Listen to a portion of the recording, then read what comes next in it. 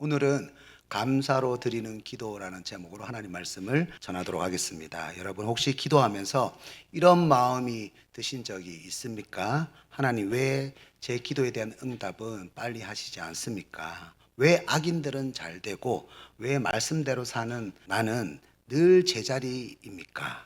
우리는 기도의 자리에 앉아 있을 때에 정말 하나님이 온 세상을 공평하게 다스리고 계신가요? 이렇게 의심을 할 때가 정말로 많습니다. 이럴 때에 우리의 기도에는 감사가 사라지고 하나님을 향한 신뢰가 사라지고 점점 내 상황을 비관하는 원망과 불평의 기도가 자리 잡게 될 때가 많습니다. 입술에는 주님, 주님 하고 주님을 부르고 있지만은 마음속에는 아직도 내 자신의 상황을 불평하고 원망하는 자신만을 바라보고 있는 그런 기도를 드릴 때가 많아요. C.S. 루이스는 시편 4색에서 이렇게 말했습니다. 감사가 사라지면 결국 기도는 불평으로 변한다. 그래서 감사는 단순한 기분이 아니죠. 긍정적인 마인드도 아니죠. 감사는 하나님이 지금까지도 일하고 계신다는 믿음의 고백이 바로 감사입니다. 다윗 왕은 인생의 많은 풍파를 지나서 노년기에 이 시를 지었는데요. 다윗 왕이 제사장 나라를 세우는 일이 결코 쉬운 일이 아니었습니다. 다윗은 사무엘 선지자에게 왕이 될 것이라고 기름 부음을 받았죠. 그런데 기름 부음을 받고 난 다음에 곧바로 왕이 되지 못했어요. 골리앗을 무찌르고 정말 위풍당당하게 하나님이 만들어 놓은 무대에 등장을 했지만 그 이후에 계속해서 사울 왕의 공격을 받아야 했습니다. 왕이 되고 나서도 아들 압살롬의 반역을 경험을 해야 했고 수많은 간신들의 이간질과 조롱과 무시와 반역을 경험해야 했습니다. 다윗은 악인들이 득세하는 그런 현실 속에서 하나님은 여전히 일하고 계신다라고 하는 그런 확신 가운데에 감사로 기도하는 방법을 배우게 되었는데요. 이제 다윗 왕이 노년이 되어서 감사로 기도하는 방법을 오늘 이 시편을 통해서 알려주고 싶어 합니다. 저도 요즘 기도 속에 감사가 생기게 되니까 기도에 힘이 있어지게 되고 또 찬양에도 기쁨이 넘치게 되고 모든 생활, 모든 시간이 즐거워지고 있습니다. 오늘 우리는 감사로 드리는 기도를 통해서 무엇을 배울 수가 있을까요? 오늘 본문을 통해서 함께 은혜를 나누도록 하겠습니다. 감사로 드리는 기도 첫 번째는 의뢰하는 기도입니다. 의뢰한다는 단어는 언제 쓰이게 될까요? 우리가 전문가에게 무엇을 자문을 구하고 부탁을 할 때에 의뢰한다라는 표현을 쓰게 되지요. 변호사에게 의뢰를 했다. 상담사에게 의뢰를 했다. 의사에게 의뢰를 했다. 그러니까 의뢰한다는 말은요, 그 사람이 나보다 더욱더 전문가다, 이렇게 인정하는 신뢰가 의뢰한다는 단어에 들어가 있습니다. 그러니까 우리가 하나님께 드리는 그 기도가 하나님께 드리는 의뢰예요. 하나님이 나보다 더 잘 아십니다. 하나님이 나보다 더 전문가이십니다. 이렇게 인정할 때에 우리가 감사하는 마음으로 하나님께 의뢰하면서 기도를 할 수가 있습니다.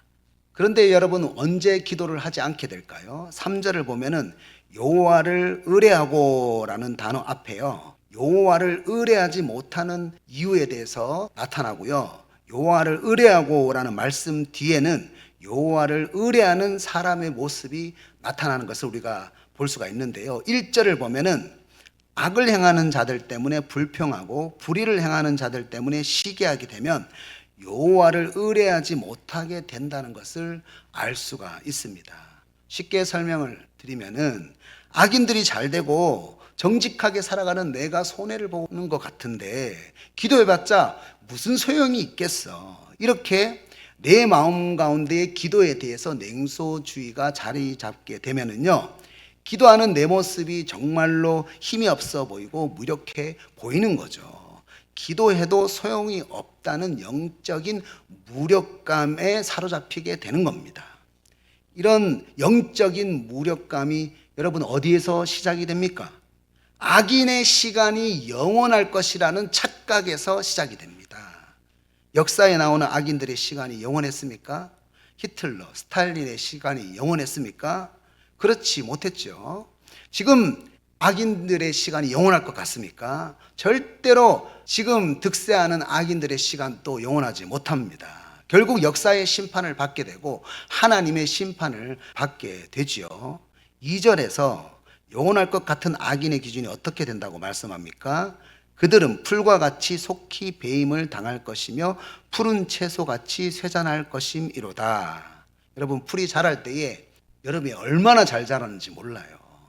그런데 이 풀이 잘리면은요, 금방 풀이 시들어 버립니다. 당시에 푸른 채소가 얼마나 많은 인기가 있었는지 모릅니다. 그런데 여러분, 푸른 채소가 냉장고 밖에 나와 있다고 한번 생각해 보세요. 얼마 못 가서 시들어 버리죠. 그러니까 악인의 기준이 이와 같다는 거예요. 풀과 같고 푸른 채소와 같다는 겁니다. 악인의 기준이 영원하지 않다는 거죠. 그런데 우리 삶의 그 악인의 기준이 영원하다고 생각을 하게 되면, 그렇게 착각을 하게 되면 1절처럼 불평이 나오게 되고 시기심이 생기게 된다는 겁니다. 여러분, 내 마음에 불평과 시기심이 생긴다는 것은요, 내가 악인들이 누리는 그 행복의 기준에 맞춰져 있다. 내 가치관이 악인들이 누리는 행복의 기준에 맞춰져 있다. 기준에 오류가 있다는 것을 말합니다. 우리들은 악인들이 만들어 놓은 기준에 미달이 된다고 불평하고 시기하면서 하나님께서 말씀으로 심어 놓은 기준을 완전히 우리의 삶에서 잊어버릴 때가 정말로 많습니다. 여러분, 불평과 시기심은 정말로 무섭습니다. 악인들이 만들어 놓은 그 기준에 대해서 흔들리게 되면서 나도 모르게 악인의 기준에 따라가게 만들어요. 우리들은 악인들이 설정해 놓은 세상적인 행복의 기준이 영원할 것이라고 착각을 하면서 하나님이 나에게 주신 그 시간과 자리를 불평과 시기로 소비할 때가 참 많습니다. 여러분, 이런 태도를 가지면은요, 기도해도 소용이 없다 라고 하는 냉소주의를 가지게 됩니다. 하나님을 의뢰하지 못합니다. 그렇습니다. 우리가 감사로 하나님을 의뢰한다는 것은요, 하나님의 기준이 영원하다는 것을 말합니다. 여러분, 하나님의 기준이 영원합니다. 이사야 40장 8절을 보면 이렇게 말씀하죠. 푸른 마르고 꽃은 시드나 우리 하나님 말씀은 영원히 서리라 하라. 여러분, 세상의 기준이 아니라 하나님의 기준이 영원하다는 사실을 우리가 믿는다면 우리는 감사하는 마음으로 하나님께 의뢰하게 되어 있습니다. 리차드 포스터는 기도라는 책에서 이렇게 말했습니다. 하나님께 의뢰하지 못하는 이유는 그분이 응답하지 않으시는 것이 아니라 우리가 신뢰를 포기했기 때문이다. 기도에 대한 냉소주의가 자리 잡기 때문이에요.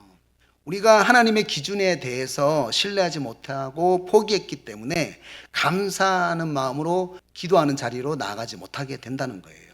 그래서 골로새서 4장 2절을 보면 이렇게 말씀합니다. 기도를 계속하고 기도에 감사함으로 깨어 있으라. 그렇다면 감사함으로 기도로 계속 깨어 있는 사람은 삶에서 어떤 태도를 가지게 될까요? 하나님께서 요나에게 원수의 나라인 아수르의 수도 니느웨로 가가지고 말씀을 전하라고 했습니다. 일제 치하에 있는데 일본에 가서 말씀을 전하라는 것과 같아요. 그러니까 요나가 너무 싫은 거예요. 그래서 도망을 갔습니다. 도망을 가다가 큰 풍랑을 만나게 되었고 요나가 바다에 빠지게 되었죠. 이때 하나님께서 큰 물고기를 준비하셨습니다. 그래서 요나가 물고기 뱃속에서 이제 기도를 합니다. 그런데 요나가 물고기 뱃속에서 어떻게 기도했는지 아십니까? 요나서 2장 9절을 보면은요, 나는 감사하는 목소리로 주께 제사를 드리며 나의 소원을 주께 갚겠나이다. 감사하면서 하나님께서 나에게 맡기신 일을 하겠다, 이렇게 고백했습니다. 여러분, 하나님께서 요나에게 맡기신 일이 요나가 좋아하는 일이었습니까? 요나가 정말로 싫어하는 일이었어요. 그런데 지금 이제 요나가 물고기 뱃속에서 회개하고 어떻게 기도하고 있습니까? 이제 하나님께서 나에게 맡기신 그 일을 감당하겠다고 감사하면서 기도를 하고 있습니다. 오늘 본문 3절에 여호와를 의뢰하는 사람의 삶의 태도가 어떻습니까? 여호와를 의뢰하고 선을 행하라. 땅에 머무는 동안 그의 성실을 먹을거리로 삼을지어다. 땅에 머무는 동안이라고 했습니다. 이 말의 의미가 어떤 의미냐면요, 하나님께서 각자 개인에게 머물라고 지정해 주신 땅이 있다는 거예요. 그 땅에 머무는 동안 그 땅의 분량과 그 땅의 내용에 대해서 우리가 감사하고 있습니까? 땅에 머무는 동안은 그런 의미입니다. 하나님께서 나에게 지정해 주신 땅은 이것밖에 없는데 왜 저 사람에게 지정해 주신 땅은 이만큼이지? 여러분, 이렇게 생각을 하면은요, 절대로 감사하면서 성실하게 일할 수가 없어요. 그래서 감사로 기도를 하는 사람은 어떤 삶의 태도를 보이냐면요, 하나님께서 나에게 맡기신 그 일의 분량과 내용에 대해서 신뢰하는 태도를 보이는 거예요. 그것이 바로 성실입니다.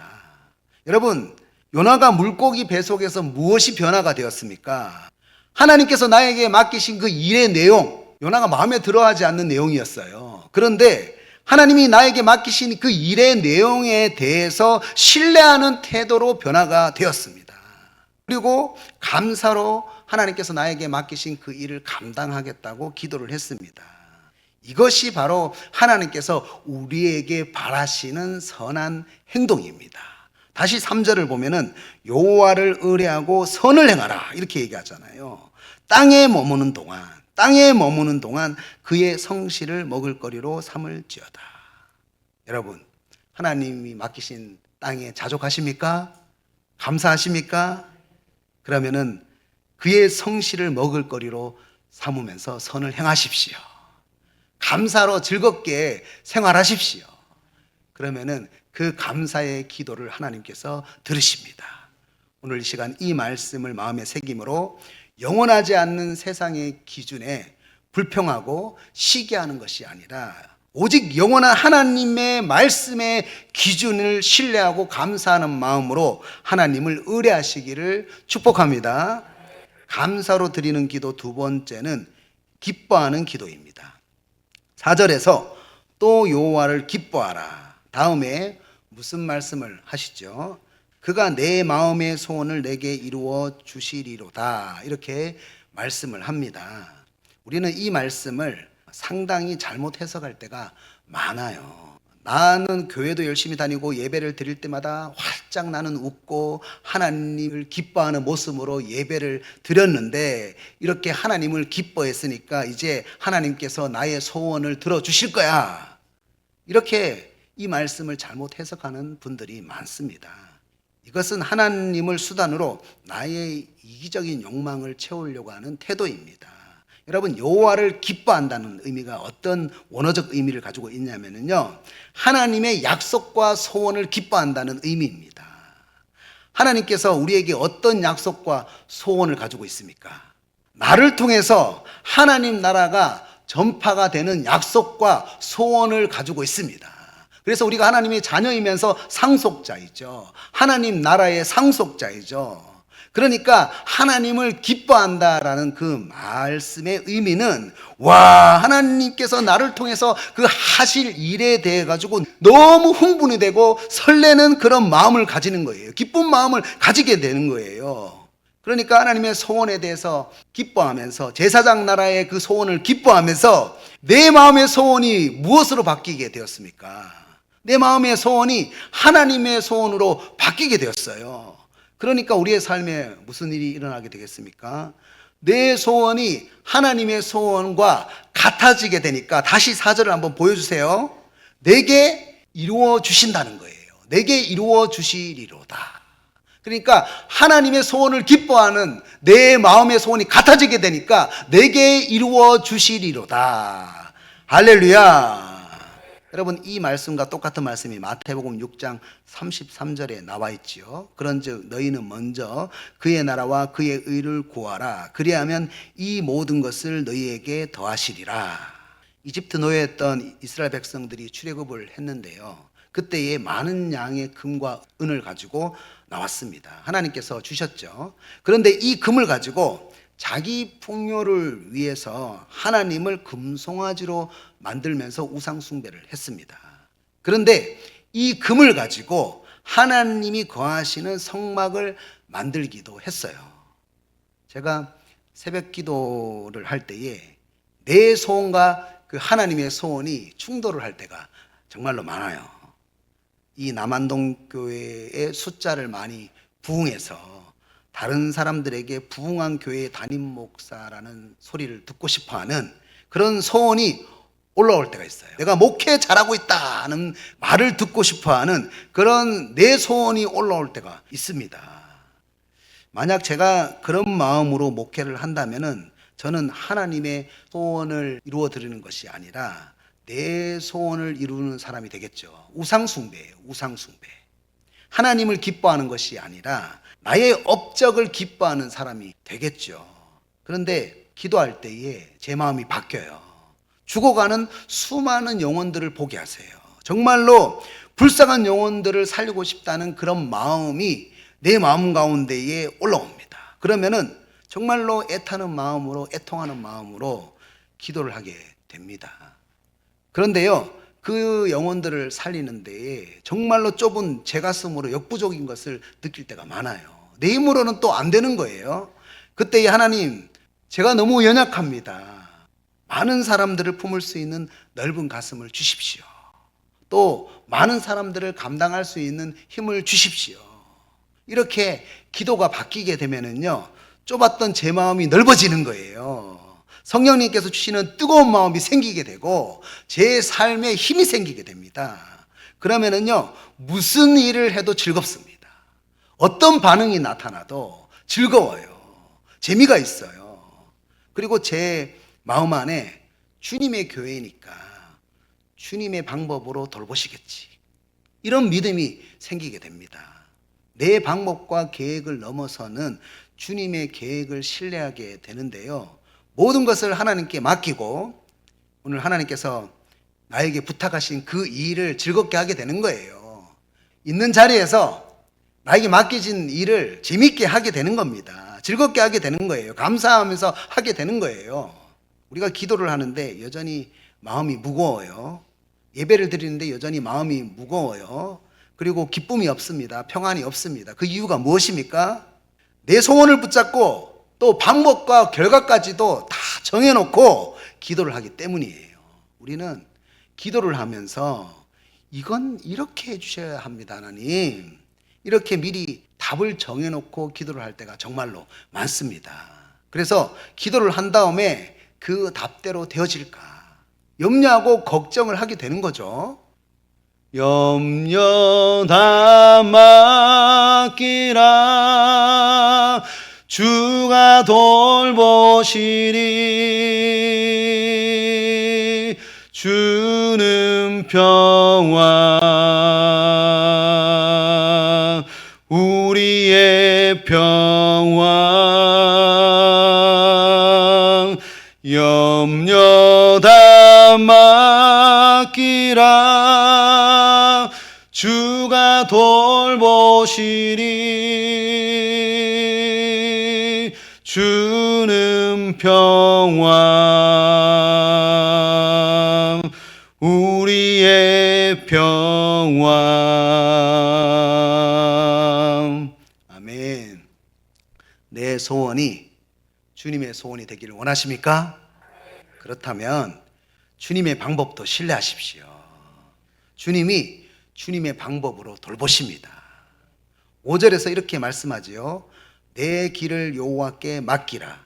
그를 의지하면 그가 이루시고, 그가 이루시고. 하나님이 하셔야 합니다. 내가 억지로 무언가를 이루려고 하잖아요. 마음에 먹구름만 생겨요. 감사하면서 하루하루 살아가는 거예요. 내가 억지로 무언가를 이루기 위해서 애쓰고 힘쓰면은요, 얼마나 상황이 복잡하게 되는지 몰라요. 그런데 내 소원이 주님의 소원이 되고 주님께서 주님의 방법으로 돌보신다는 것을 믿게 되면요, 주님께 맡기게 되잖아요. 그러면 어떻게 됩니까? 6절에서 이렇게 말씀하지요. 내 의를 빛같이 나타내시며 내 공의를 종호의 빛같이 하시리로다. 여러분, 주님께 맡기게 되니까 주님께서 그 문제를 풀어주시는데요, 풀리는 방법이요 복잡하지 않아요. 종어의 빛은요 그림자가 없습니다. 종어의 빛은 사물을 가장 명확하게 비춰주지요. 복잡한 것이 하나도 없이 가장 명확하게 하나님의 선하심이 나를 통해서 보여지게 되는 거예요. 여러분, 오늘 이 시간에 주님께 맡기십시오. 내 소원이 주님의 소원이 되고 주님의 방법으로 주님께서 돌보신다는 것을 믿고 주님께 맡기십시오. 이 말씀을 마음에 새김으로 오직 나의 소원이 아버지의 소원이 되고 나의 방법과 계획을 넘어서 하나님의 방법과 계획으로 돌보신다는 사실을 믿음으로 감사하고 기뻐하면서 기도하시기를 축복합니다. 감사로 드리는 기도 세 번째는 기다리는 기도입니다. 우리가 악인들의 기준이 오래 가지 못한다는 사실을 알고 있죠. 그런데 도대체 하나님 언제까지 기다려야 합니까? 이런 생각이 내 마음속에서 불쑥불쑥 올라올 때가 있어요. 여러분, 이런 생각은 하나님이 일하시는 때를 신뢰하지 못하는 행동입니다. 불신이죠. 하나님에 대한 불신. 여러분, 언제 가장 감사가 사라지게 될까요? 하나님의 응답이 너무 늦다고 불평하게 될 때에 우리의 마음에서 감사가 완전히 사라지게 됩니다. 우리는 우리 인생에 대해서 스스로 통제하고 싶어하는 그런 욕구를 가지고 있어요. 그런데 기다리는 동안 스스로 통제할 수 없는 거예요, 내 삶을. 그때에 통제할 수 없다는 사실의 상실감과 공포심을 가지게 되는 것이 인간의 본능이라고 합니다. 그래서 사람은 누구나 즉각적인 보상 요구가 없으면은, 눈앞에 보이는 결과가 없으면은요 불안감을 가지게 된다고 합니다. 여러분, 이 불안이요 하나님을 신뢰하고 또 하나님을 감사하는 자리를 빼앗아갑니다. 이때에 다른 사람들이 악한 꾀로 성공을 하면서 조롱을 하는 거죠. 무시를 하는 거죠. 그러면은 내 안에서 즉각적으로 화를 내게 됩니다. 내가 말씀대로 살면서 계속 기다렸는데 이거밖에 안 돼? 불공평한 대우를 받을 때에 하나님께서 공평하지 않다는 그런 생각을 하게 되면서 분노를 하게 되는 거죠. 그래서 8절에서 분을 그치고 노를 버리며 불평하지 말라, 오히려 악을 만들 뿐이라. 여러분, 우리가 기다리지 못해가지고 조급한 마음에 분노하는 이유가 무엇일까요? 지금 당장 하나님의 정의가 실현되기를 원하는데 그 정의가 실현되지 않는 것 같아요. 그래서 내 안에서 화가 폭발되는 겁니다. 사실은 사람뿐만 아니라 하나님에 대한 분노도 있는 거예요. 왜 하나님께서는 당장 하나님의 정의를 보여주지 않습니까? 사람들에게 화를 내면서 하나님에게 분노하는 겁니다. 불신이죠. 그런데 이런 행동은 악을 만들 뿐이라. 그래서 다윗은 7절에서 이렇게 말씀합니다. 여호와 앞에 잠잠하고 참고 기다리라. 참고 기다리라. 하나님의 때를 신뢰하면서 참고 기다리라. 이렇게 명령을 합니다. 여러분, 하나님의 때를 기다리지 못하는 조급함은요 하나님께서 일하시는 그 시간표를 신뢰하지 못하기 때문에 우리 마음 가운데에 하나님에 대해서 불신하게 되고 분노가 나타나게 되고 감사를 사라지게 만들어요. 그래서 우리는 불안한 조급함을 무엇으로 바꿔야 됩니까? 감사하면서 기다리는 모습으로 바꿔야 되는 겁니다.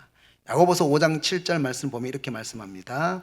그러므로 형제들아, 주께서 강림하시기까지 길이 참으라. 보라, 농부가 땅에서 나는 귀한 열매를 바라고 길이 참아 이른 비와 늦은 비라를 기다리라니. 여러분, 농부가 씨앗을 심고 난 다음에 뭐가 보입니까? 안 보이죠. 씨앗을 심고 난 다음에 흙밖에 보이는 것이 없습니다. 그런데 이 씨앗이 심기고 나면은 흙 속에서 어떤 과정을 겪습니까? 뿌리를 내리는 과정을 겪게 되잖아요. 보이지 않지만 땅 속에서는 난리가 났잖아요. 그리고 마침내 하나님께서 그 이른 비와 늦은 비를 적당한 때에 내리실 때에 결국 어떻게 됩니까? 열매를 맺게 되는 거예요. 여러분, 기도는 누르면은 바로 결과가 나오는 버튼이 아니라 시간이 지나서 열매 맺는 씨앗이 기도입니다. 그래서 우리는 지금 그 심겨진 기도의 씨앗에 불평의 독을 뿌리면 안 되는 거예요. 여러분, 기도의 씨앗을 심었어요. 그런데 우리가 불평의 독을 뿌리는 거예요. 우리는 어떻게 살아가야 됩니까? 그 심겨진 기도의 씨앗에 감사라는 물을 꾸준히 주면서 기다리고 참으면서 그 감사의 물을 줄 수가 있어야 됩니다. 로마서 8장 25절에서 바울은 이렇게 말합니다. 우리가 보지 못하는 것을 바라면 참음으로 기다릴지니라. 여러분, 씨앗이 흙 속에서 자라는 그 과정이 보이나요? 보이지 않지요. 그런데 농부가 믿으니까 그 기도의 씨앗에 감사의 물을 꾸준하게 기다리면서 주는 거 아닙니까? 로마서 8장 25절 바로 아래에 28절에서 이렇게 말씀하거든요. 하나님을 사랑하는 자 곧 그의 뜻대로 부르심을 입은 자들에게는 모든 것이 합력하여 선을 이루느니라. 그 앞에는 성령님께서 말할 수 없는 탄식으로 하나님의 뜻을 알게 해달라고 기도한다는 말씀도 있죠. 그러니까 여기서 합력해서 선을 이룬다는 이 말씀은요, 우리가 성령 하나님과 합력한다는 말이에요. 성령 하나님께서 하나님의 뜻을 알게 하시잖아요. 하나님의 뜻을 알게 하시는 성령 하나님과 합력해서 성령 하나님의 뜻대로 성령 하나님께서 만드시는 때에 열매를 거두시게 하신다. 반드시 거두게 하신다. 이런 말씀입니다. 우리가 왜 기다리지 못하고 감사하지 못합니까? 지금은 보이지 않을지라도 하나님께서 나를 선한 방향으로 인도하신다는 사실을 인정하지 못하기 때문에 우리가 감사하지 못하는 거예요. 여러분, 보네퍼는 옥중서신에서 이렇게 고백했습니다. 하나님의 때는 결코 늦지 않는다. 다만 우리의 조급함이 하나님의 완전함을 가린다. 여러분, 하나님의 때는 결코 늦지 않습니다. 하나님의 때는 완전합니다. 믿으십니까? 오늘 시간 이 말씀을 여러분 마음에 새기시고 조급함을 가지지 마세요. 감사하는 마음으로 기도의 씨앗을 심고 감사의 물을 주십시오.